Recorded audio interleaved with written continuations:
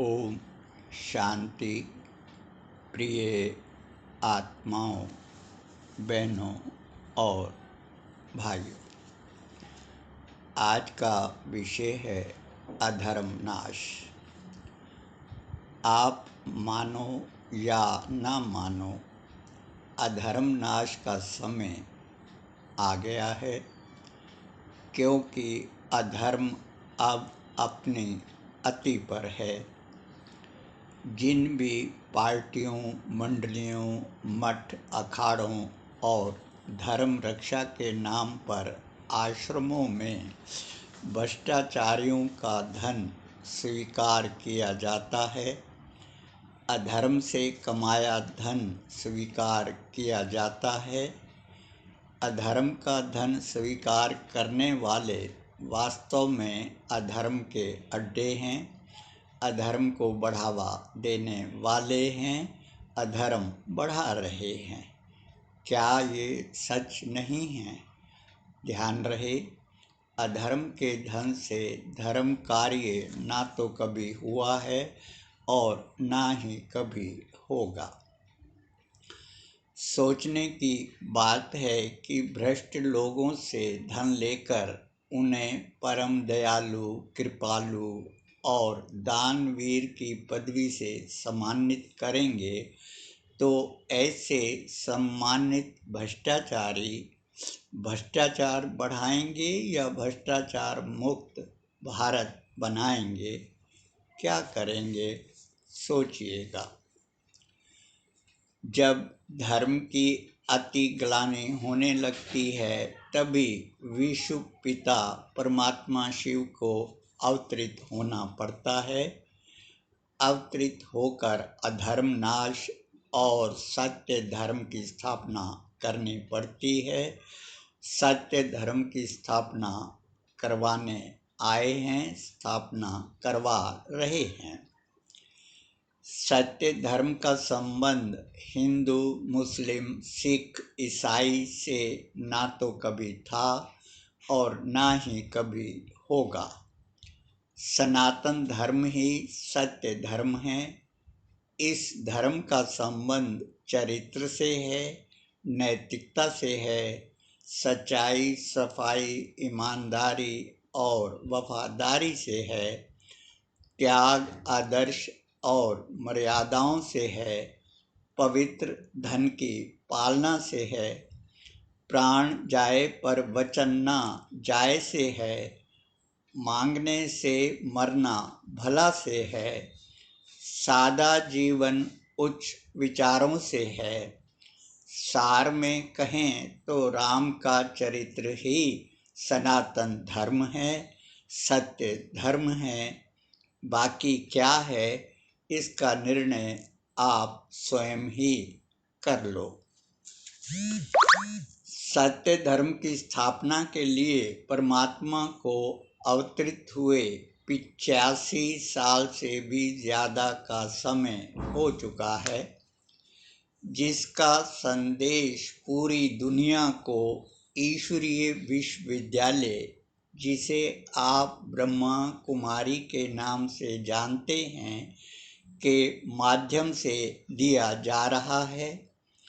ये संदेश पूरे विश्व को अनेकों बार दिया जा चुका है, लेकिन धर्म के दुकानदार इसे स्वीकार करने के बजाय भ्रम फैलाते हैं, मजाक उड़ाते हैं।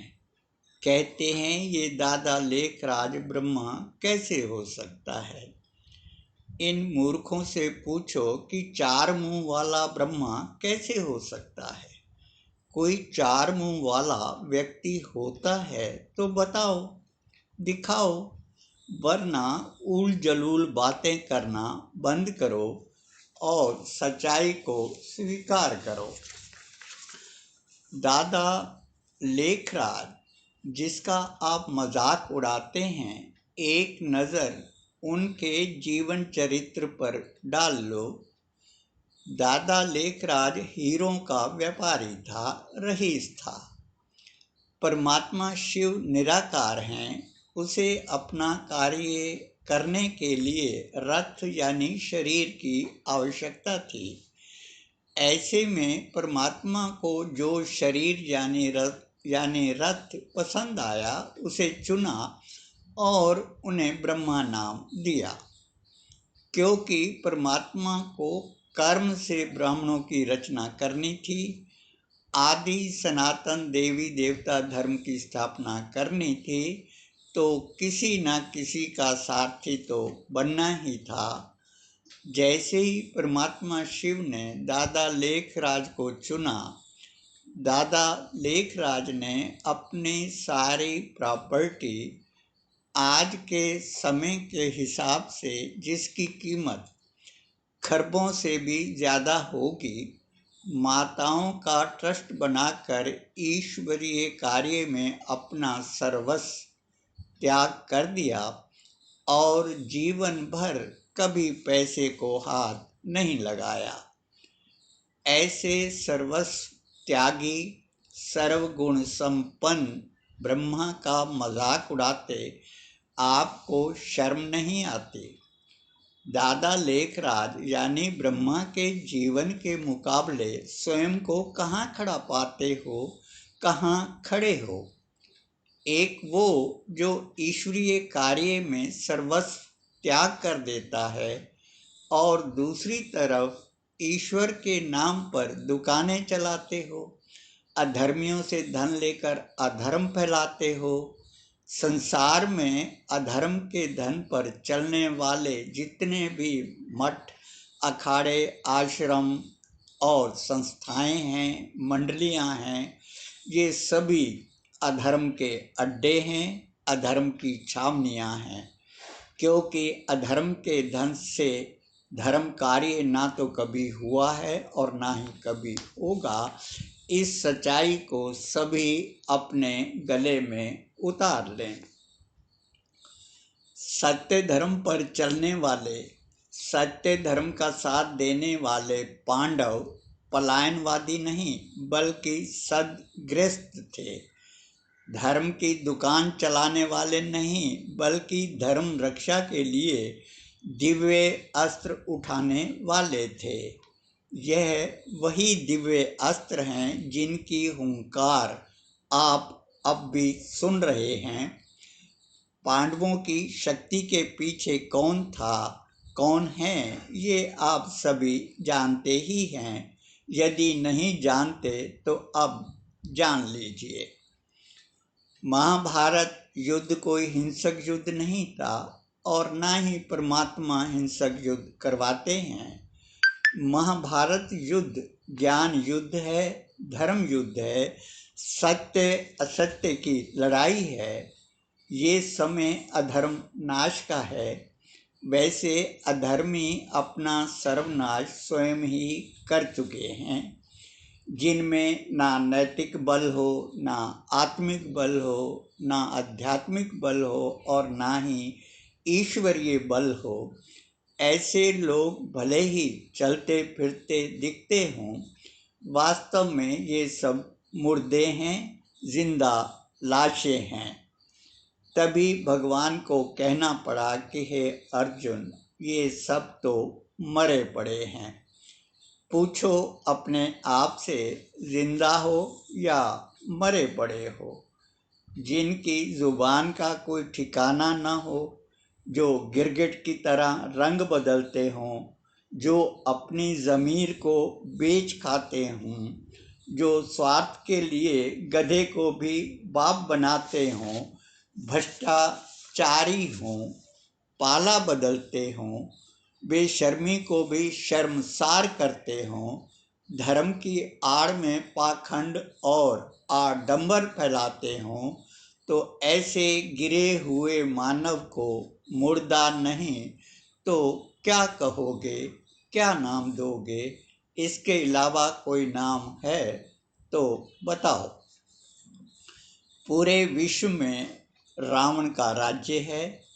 चाहे धर्म, समाज, राजनीति के प्रमुख स्थान हों, चाहे परमात्मा शिव की कर्म भूमि माउंट आबू ही क्यों ना हो, माया यानी रावण ने अपने दूत नियुक्त कर रखे हैं। ब्रह्मा कुमारों की आड़ में बहरूपियों का जाल बिछा रखा है। चालाकी, धूर्तपना, दिखावा और आडंबर आदि करने वाले सभी मायावी दूत हैं, माया के सिपा सलार हैं। मायावी रावण की लंका में एक आध राम भक्त विभीषण भी होता है, लेकिन रावण ने विभीषण की जो दशा की थी, आज के रावण राम भक्त विभीषणों के साथ भी वही कर रहे हैं। क्या ये गलत है? गलत हो तो बताओ। आत्मा रूपी सभी भोली सीताएं रावणों की कैद में हैं। रावणों की कैद से छुड़ाने के लिए ही विश्व पिता परमात्मा शिव को अवतरित होना पड़ता है, अवतरित हुए हैं, ताकि ऐसे दुष्टों से, रावणों से, दुर्योधनों से, दुराचारियों से धरती को मुक्त कराकर नर की बजाय स्वर्ग की स्थापना कर सकें।